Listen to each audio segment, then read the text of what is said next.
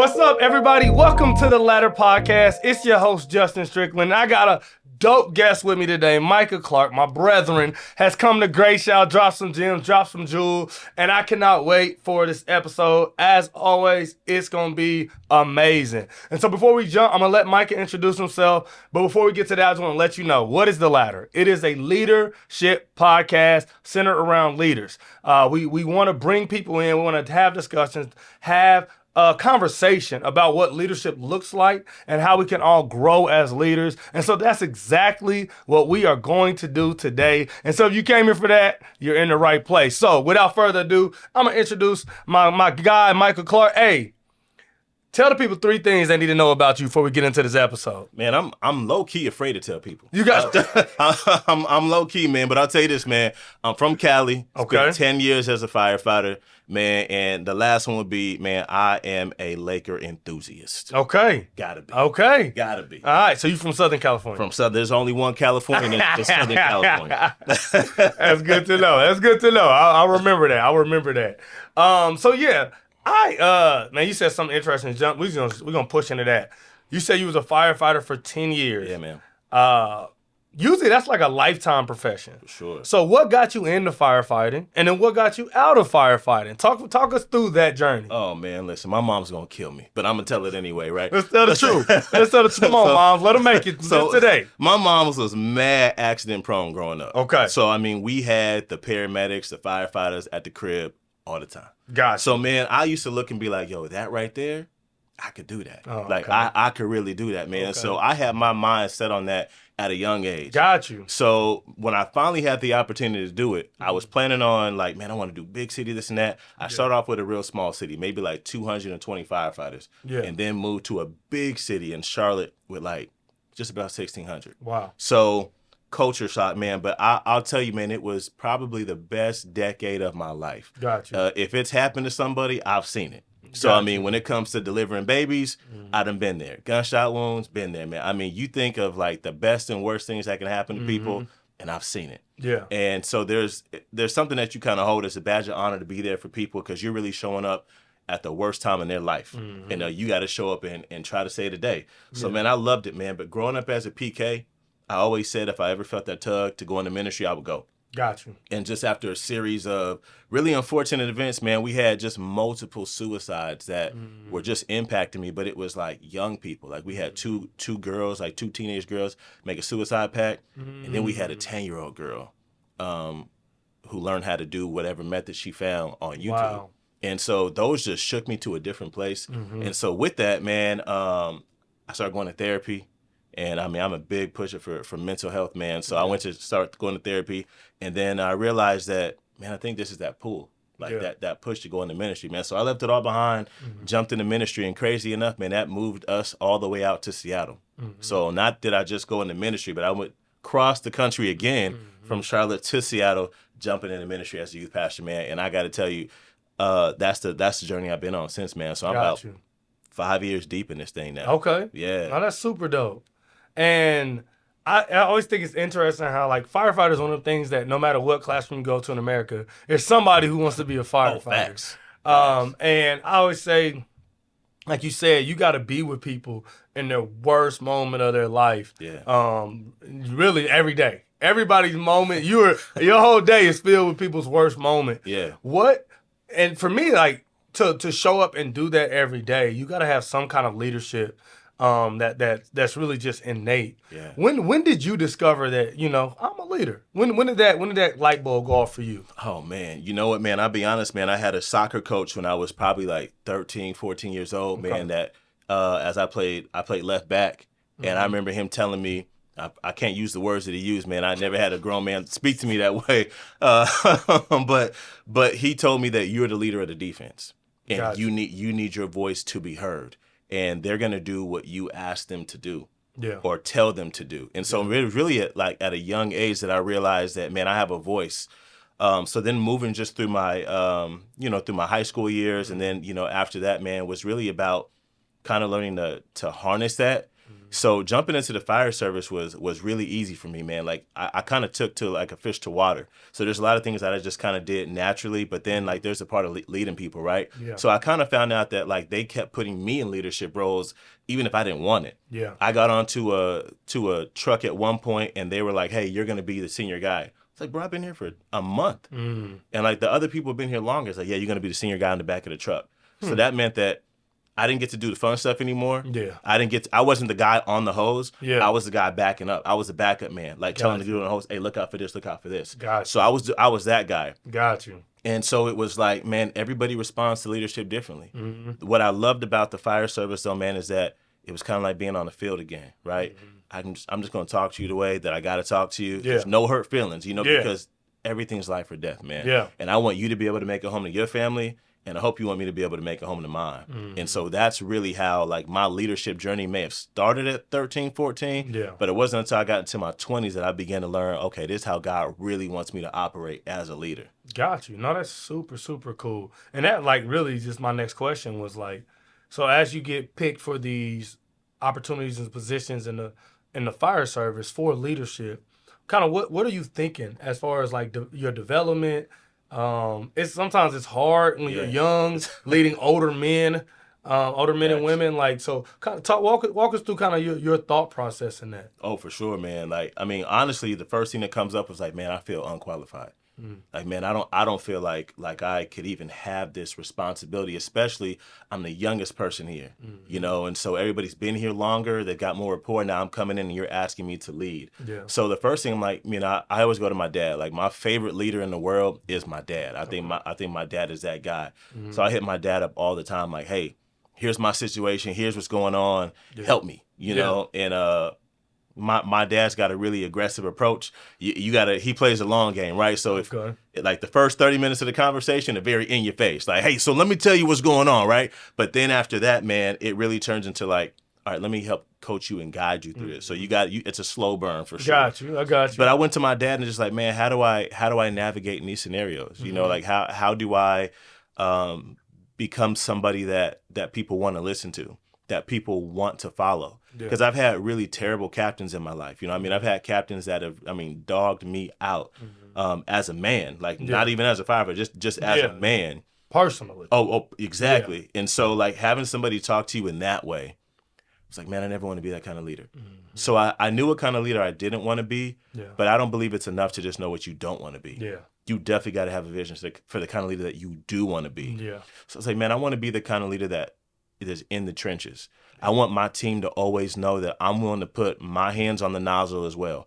I don't ever want to ask you to do something that you've never seen me do. Yeah. And even if that means that I haven't touched something in 5 years, I need you to see me touch it so that I have no problem getting my hands dirty. Yeah. And when it comes to like police officers, firefighters, first responders, they need people like that, man. Yeah. They want people who are, you play sports, right? You need somebody who understands sports. Even if you've never like put the cleats on, I need to know that in some capacity, you were out there doing something. You've been hit before. Yeah. Like you taking a hit? All right, bet. I can listen to you. 100%. If you've never taken a hit,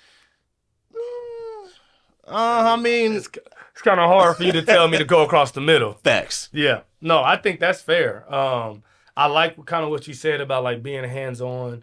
And what I heard you say is like, I wanted to lead by example. Absolutely. And not be, cause in a lot of times with those positions, captains and chiefs, you get out of touch. Oh, yeah. You get behind the desk. You get your own office. Facts. You become out of touch with the day-to-day. Yeah, and that can cause kind of a disconnect between you and your team. But it sounds like you were kind of proactive and being like, I'm not going to be like that. It's what I saw from leadership above me. Yeah. Me and a guy had a really stupid situation, man. We had something dumb going on. We was arguing about some stuff for months. Yeah. And he was... That's a long argument. I just want to let you know, a month-long argument. That's a long argument, I'll be honest, he carried it on longer than I did. All right. But still... I wasn't going to let it go. Facts. Yeah. It's like... I understand. It's the principle at that point, at some point. So we get a phone call from... When I say the chief, like the fire chief, like the top of the food chain, calls my cell phone personally on my day off. Yeah. And he's like, hey, Clark, listen, I heard that you and so-and-so got this situation going on. Mm-hmm. I just want you to know right now that if it comes across my desk next week like it's supposed to, Yeah. I'm going to suspend both of you with no pay. Yeah. Because this is ridiculous. Yeah.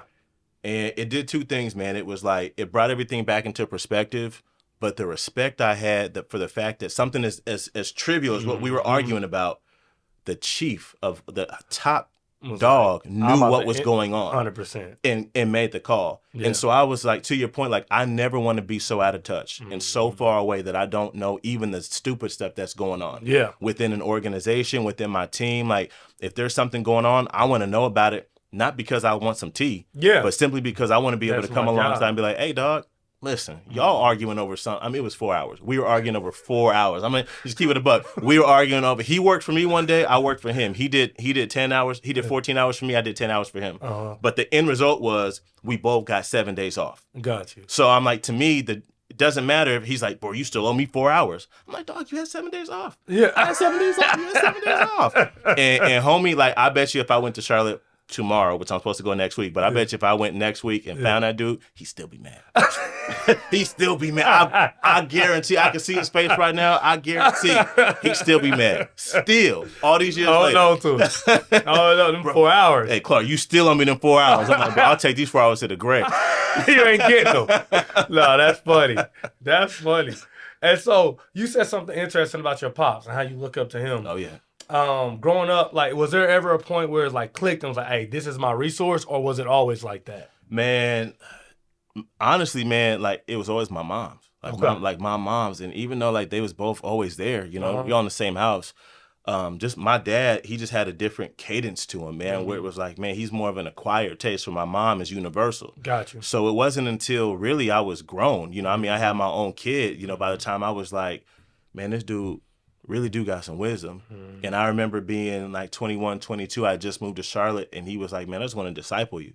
And that was big. Yeah. And so it was really the first time like that I saw my dad as a man. Yeah, not just as a father. And I was like, yo, I actually want to know this guy. And so me and my mom had those conversations when I was like 13. Got you. We had a summer where she dislocated her shoulder. I broke my wrist on the same day. Yeah. And so we spent the summer rehabbing, and I realized that, yo, my mom is really dope.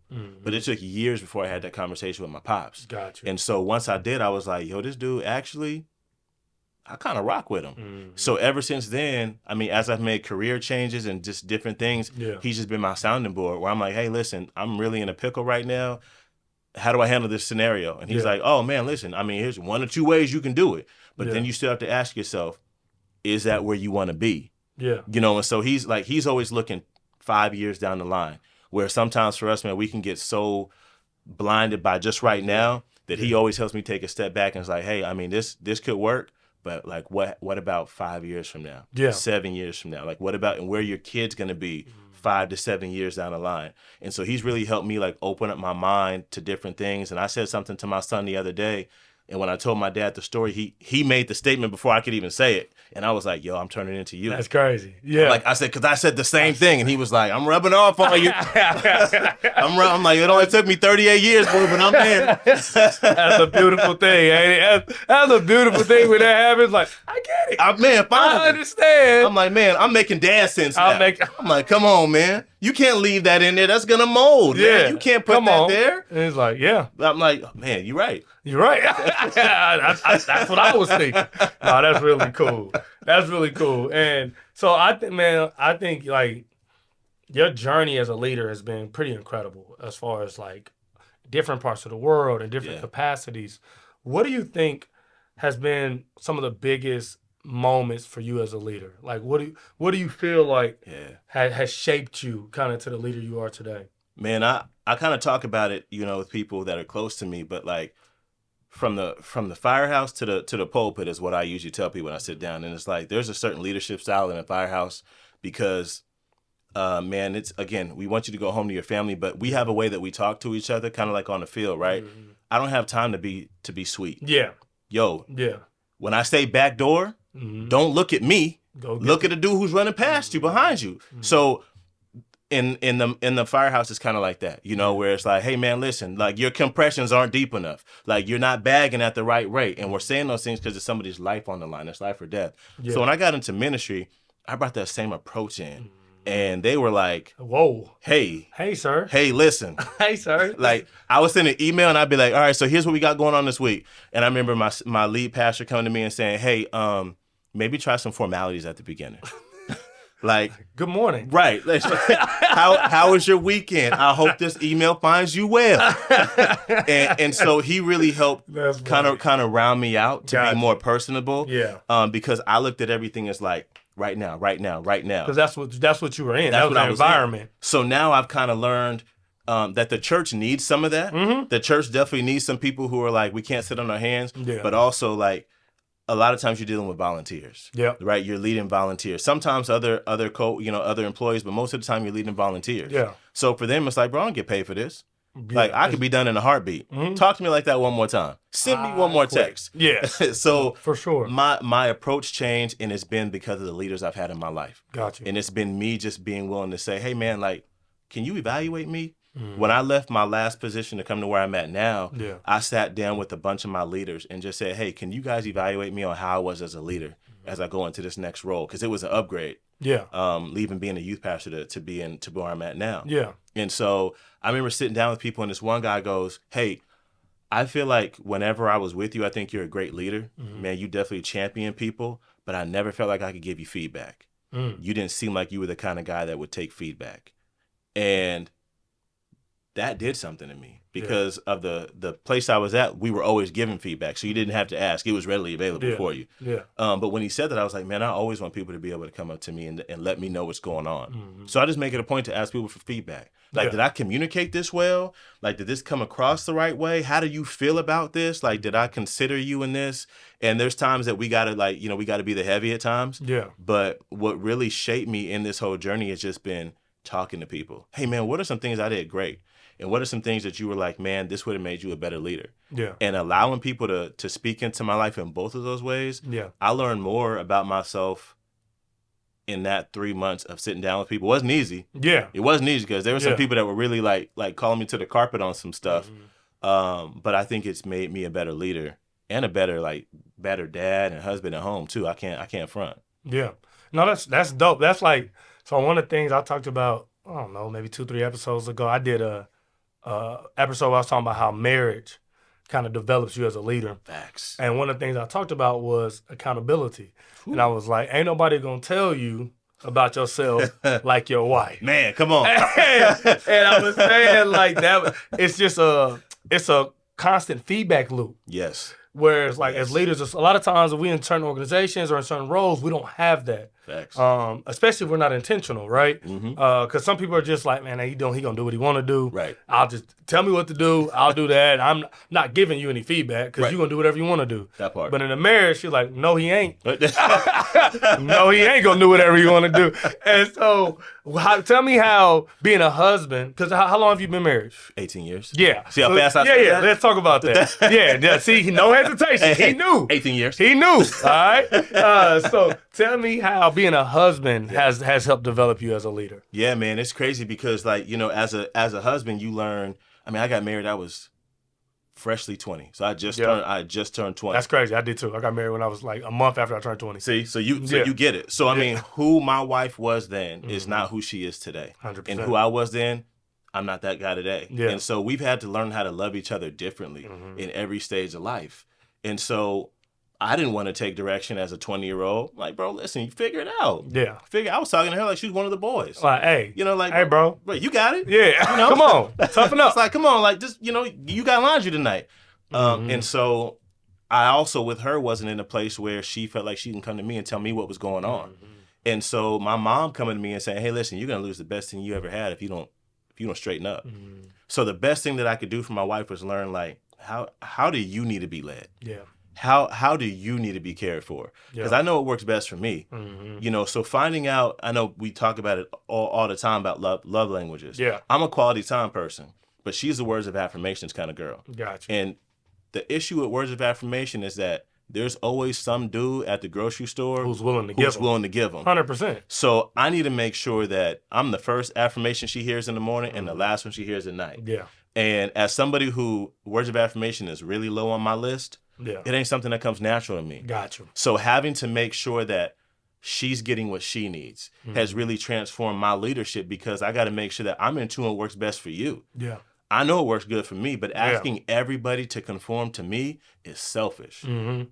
So how selfless can I be? Even if we look at it from like a kingdom perspective, when we look at, man, like we read through the gospel, Jesus is always on the road. He's always on a mission. Yeah. They were going here, going here, going here. I'm meeting people where they are. Yeah. I want to be able to meet people where they are instead of always telling people like, hey, man, if you That's talk to me where I'm like this, bro, that ain't it. Mm-hmm. So me being married and being able to not just take that feedback, you have to take it. You have to take it. Yeah. It's not a suggestion. No. It's not like, hey, listen, when you see me folding clothes, like it'd be great if you could help. Mm. How many times you want to have that conversation? Not that many. I don't want to have it. I don't want to have it again. Yeah, no, for real. You know? And as you know, it don't always hit the same when we have them conversations. So I realize that it's a one-way street at times. it's a one-way street at times for sure. Yeah. You know, but like what it's done where she feels cared for. You know, where it's like, man, I don't want you to ever have to feel like you got to go somewhere else to get the things that I'm supposed to be giving you. Yeah. And so me and my wife tell each other all the time, I want my love tank to be filled by you and only you. And that's just the way that we get down. Yeah. And so in doing that, it's having to be attuned with the people that are beneath you, right? Like, not in that sense, but no, but I got you. The people you're responsible for. Exactly. So I mean, it's the same thing with my kids. I'm like, man, like, what style do you need? Because I know like my dad's great, but my dad was a yeller. Gotcha. You know, my dad could yell and he would lecture. I was like, man, and get the belt. Hey, man, I'm going to up the mag if I got to. So I tell my kids, like, there's things that we've done that we didn't get to do growing up. And so I tell my kids, listen, I want you to be able to speak your mind. Do it respectfully, but I want you to be able to speak your mind. Yeah. And so being able to come in and be that kind of leader in any kind of workplace, I feel like that translates. Yeah. You know, whether you're in a firehouse, whether you're in the pulpit, I think that translates because when people are like, oh, my voice can be heard. It's different where it's like, man, all you want me to do is just come in here and be a yes man. And the most dangerous thing for leaders is yes men and echo chambers. 100%. You got a bunch of people who are just like, oh yeah, that sounds like a great idea. Yeah. Oh man, I was gonna do that too. Man, I was thinking about that yesterday. It's the worst thing, man. Yeah. I want to keep people, and I think our wives do that, right? There's somebody who's in our life who, yeah, they agree with us a lot, but man, I don't get any more pushback than I do from my wife. Yeah. Like, there's nobody in the world who pushes back against me in the best ways than like my wife does. Yeah. Where she questions the decision I'm making in the best way. Like, hey, let's just poke some holes in that real quick. Yeah. Like, yeah, sure, that'd be a vacation spot, but in the wintertime? You know what I mean? Like, you want to do that in the winter? Yeah. Like, you're right. You're right. I wasn't thinking it through. Yeah. I love the pushback. Yeah. You know, there's a healthy tension in that. And I think that as leaders, if we can learn to embrace that tension, man, we'll see a whole lot of growth. Yeah. For sure. I'm with you. I think that, like, it's not only that you are getting feedback, it's that you want the feedback, but then it's like that you want to apply the feedback. Yep. And I think that's kind of, sometimes as leaders, a lot of leaders they don't want the feedback. That's where a lot of people that are in leadership roles, they don't want the feedback. They're like, bro, I got enough on my plate. Right. I don't need to hear anything. I don't want to hear no complaints, nothing like that. Right. But most leaders are like, hey, you could tell me what's going on. But what happens is you tell people what's going on, and they're like, "Oh, that's nice," and nothing changes, right? And nothing happens, right? And then in that kind of scenario, people are like, "Man, I'm done talking to Buddy." Oh, absolutely. Well, I'm gonna keep saying something for what? Quick, right? Oh yeah. And so, but then the best leaders are like, "I want feedback. I get feedback." And now we can see a life change here from the feedback. And it doesn't mean everything you say we do. But you can see I'm taking in consideration some of the things that you're bringing to me. You better go ahead and preach it, man. Come on, Pastor. Hey, man, I just love leadership. I just love it. And so, no, I think that's super dope. And I think it's no coincidence, that you've been able to maintain and sustain a marriage for 18 years. Yeah. And then also coinciding with that is people been like saying, hey, you're a leader. Right. Hey, you're a leader. Right. Because I think those skills kind of translate 100%. And when you be like, man, as a leader, success looks like this. What is that for you? What is a successful? If someone was like, Micah, how do you know you're a successful leader? What would your answer be? Oh man, it used to be that I base success off of numbers. Okay. Like success was just strictly numbers. How many people do I have that report to me? Got you. You know, so like, So how big is my team? how big is my team? I thought that was like a sign of leadership because like people want to come and be led by me. Got you. But now I realize that when I see life changing people, that looks like success to me. Yeah. You know, I've got a tight circle of guys right now, and I'm going, if I'm seeing life changing people by things that I'm helping them with, that's success to me. Yeah. So, you know, I mean, you could say, oh man, we just went out there and we tried our best. Oh man, the athlete in me is like, no, no participation awards at all. Yeah. But there's a part of me that's like, man, if I could be an asset in your life, and I'm like, successful leadership is like, it doesn't always have to be me. Yeah. The best thing I've learned is that it don't have to be my idea. I'm okay with being wrong. You know, I just understand that when I'm wrong and if something goes wrong, it falls on my shoulders. But what success looks like for me is that if I'm able to see a guy that comes up and he becomes a leader somewhere, or a guy that I've been mentoring and now he's getting married and now he's leading and I'm seeing things that I told him that he's applying to his life, bro, that's leadership, man. That's success to me. When I look at my son and I'm like, all right, bet, he's 18, he's doing this, this, and this. I'm like, that's successful. Yeah. Graduated high school, he's in college, he's working a job, and I'm going, man, like for all the knucklehead things that he might do, success. Yeah. For sure. No, that's dope. I mean, that's kind of my mindset as well. Like, so my company's called the Hope Institute, and it's helping others pursue excellence. And because I think that's the heart of leadership, right? For sure. Is grabbing people and saying, how can I help you be your best self, the best version of who you can be? And I think a lot of leaders, like you said in the past, and I've been there too, is like get caught up in the numbers game. Easy. How much money am I making? How many people am I leading? Yep. How many people are following me on this platform or that platform? And I think that can be a piece of it. Sure. But I think the most successful leaders will tell you they're successful when their people are successful. Absolutely. And so I would rather have 10 people that I'm impacting and they go do great things than have 1,000 people that follow me and nobody changed. Man. Right? And so Say the word. yeah, and so I think I'm with you. I think we're kindred spirits in that regard. For sure. And then I got 2 more questions. You've been amazing. Man, listen, you ask whatever you want to ask. And we gonna roll it open out. You get dinner with anybody, past, present, living. Can't be Jesus. Who would you have dinner with and why? Oh man, that's a great question. Charles Spurgeon. Okay, see that's kind of close to my heart. That's okay. Yeah, Talk man. to me about Spurgeon. Yeah, man. Talk to people about Spurgeon, because we about to get real churchy, y'all. I ain't gonna hold you. We about to get real churchy, but stay locked in. Talk to watch Charles Spurgeon. You know what? I'll be honest. I mean, the impact that he's had on me in ministry. Yeah. As somebody who came in, and I've been in church my whole life, and so I understand the bells and whistles. I know how this thing works. I can do it in my sleep. Yeah. But to have somebody challenge me theologically Yep. without ever meeting me, Yeah. and just the passion in which this man speaks in, that I'm like, yo, this dude. I read his commentaries on everything, Yeah. and He don't play. he does not. He pulls no punches he don't play. at all. And the amount of times that man has read me like a book, that I'm like, oh my gosh, Lord, as if your word isn't heavy enough to have this man then tie an anchor around my ankle.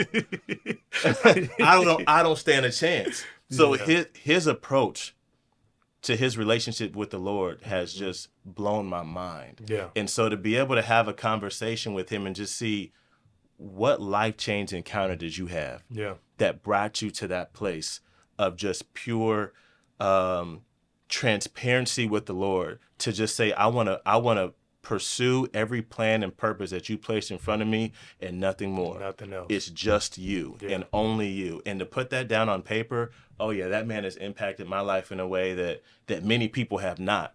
Yeah. And so that guy, for sure, 100%. I That's don't know. super I hope dope. he's not a vegetarian. I've seen pictures. He don't look like he was a vegetarian. So You got beef with vegetarians? Is that a thing? nah, man. Is that a thing? He just dropped that in there. Like, I didn't know. I mean, I understand, but I didn't know that was a thing. Okay, fair enough. Fair enough. I don't think he was. I don't think that wasn't super pictures. trendy back then. Respectfully, he looked like a man that enjoyed a good steak. He did. He does look like a man that enjoys a good steak. Just saying.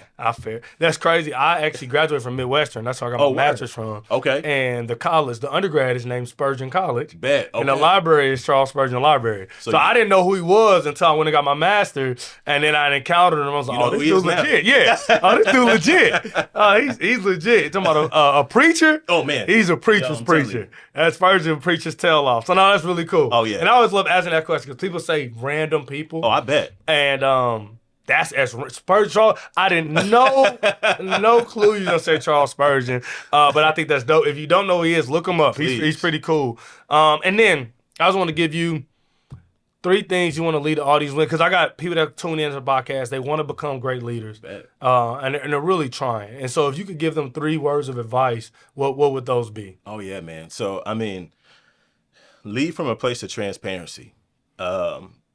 People nowadays, especially when you're looking at this generation that's coming up, they need that. Yeah. Those days of do as I say, not as I do, because I said so, that doesn't work. No. Those things don't work anymore. So lead from a place of transparency. Don't be afraid to be real with the people that you're leading, and that's in the workplace and at home. Both of those groups need it. Second, I would say always be developing yourself. If you ever get to a place in your life where you're stagnant, it will show. Life is full of plateaus. And as somebody who spent years in the fitness industry, I know that there's just these plateaus that you hit, and so you got to find another way to shock the muscle. Yeah. Always be growing. Always be wanting to grow. If you've gone 6 months and you realize that you haven't picked up a new book or learned something new, then there's something wrong. Yeah. So then you should be like, man, what can I be reading? Find somebody in your life who you can say, hey, what books are you reading right now? I would encourage you to have a mentor. That'd be my last one. Have a mentor. Have somebody that is pouring into you. Not somebody so much that like that's where I aspire to be. Yeah. But somebody who embodies the person that you desire to be. So not the job, not the money. You can read any book and get rich. You can find a job. Like those things aren't hard. But to actually find somebody who represents what you were trying to become and allow that person full access into your life to say, man, you're spending money poorly. If you keep talking to your wife like that, you're going to lose her. If you don't get yourself in shape, you're going to die. Somebody who's willing to speak that kind of truth into you, those things are huge, man. Those are game changers. Those are the things that for me is like being a transparent leader, continuing to develop myself, and then having a mentor. Those are all things, and like willing to submit to your mentor at the same time. Like don't just pick somebody who like, man, I'm black, he's black, I like ball, he like ball. Man, the guy who discipled me looks nothing like me. I mean, you would never in a million years, if he walked in this room right now, you'd never think that he was my mentor. Yeah. At all. We're not the same race, same age. We're not from the same spot, nothing. We just both love Jesus. Yeah. Outside of that, ain't nothing about us that's the same. Yeah. And so having those 3 things is a game changer, man. If you do that, there's no way that you can't grow as a leader. You got to be trying not to grow.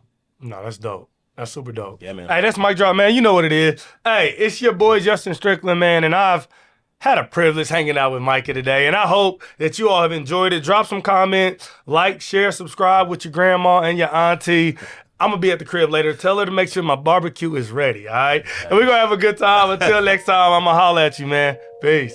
Crew Excellence, another great episode. I'm so honored to be leading the journey you're on, and I just want to let you know, this is what we're building here. We're building a community and an audience and a family that pursues excellence together. And if you want to be part of that family, right, this content's free. You can keep coming over here every Friday, catching a podcast, but we have so much more. First of all, if you join Crew Excellence, you get the podcast on Thursday. Yup, 24 hours early. Second thing, you get part of our private group where we talk about leadership every single day. You get Motivation Monday. You get discounts on merch. Okay. And anytime we have an event, you get first dibs on tickets. So I think that being a part of this community is amazing. There's definitely different levels to it. But hey, if you just watching and you say that ain't for me yet, cool. I appreciate you. Keep watching. Like, comment, subscribe. But if you want to go deeper and you want to be more of a part of a community that loves each other and that pushes each other to be their best self, go ahead, head over to the website, join Crew Excellence. It's a membership site on the site. You can join it, and then you get entered right into the community, plugged in. Hey, it's dope over there. I'm talking about fire. You missing out. But hey, I love y'all for whatever you do and however you are a part of Crew Excellence. And I can't wait till next week. Please watch another video. If you missed the episode, tune in because they all fire. All right, man. It's the host who's the most, your favorite Crew Excellence member, and I'm out. Peace.